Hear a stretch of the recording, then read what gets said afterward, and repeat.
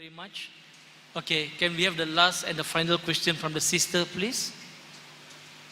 Assalamualaikum warahmatullahi wabarakatuh. My name is Fawn. Doctor, I'm very interested and concerned with one of our brother's questions just now, asking about the obligatory of straightening the row while performing salah.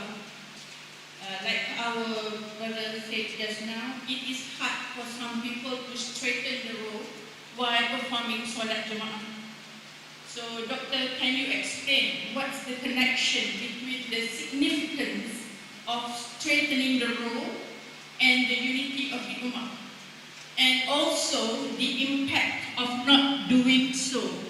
And why did our Prophet ﷺ urge the Muslims to do that? Thank you. The sister asked the question that what is the importance of straightening the rows and unity in the Muslim Ummah. See, when we talk about unity, people talk about theory, Islam shows you practically.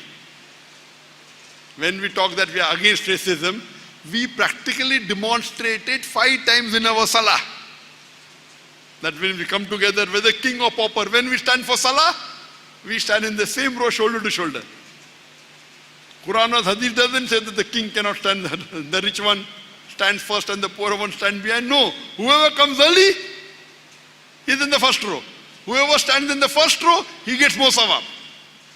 And our beloved Prophet said, do not let anyone get up from the seat for a person who comes late. That is also prohibited.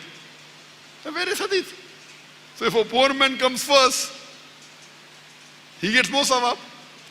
The Prophet said the one in the first row gets the maximum sawab, then the second row, then the third row. The Prophet, before starting the salah, he turned behind and said, straighten your rows. The feet should touch the feet and the shoulder to shoulder. Why? So that if we have any racism that I'm white and he's black, I'm rich and he's poor, that racism is removed. Shoulder to shoulder, feet to feet. Hazrat Anas may Allah be pleased with him, he said that when we Sahaba stood, our shoulders touched the shoulders, our feet touched the feet. When they went in ruku, if it wasn't straight, the Sahabas used to straighten. When you go in ruku and you realize that the saf is not correct, that time, but naturally when in the ruku they can see the feet, they straighten.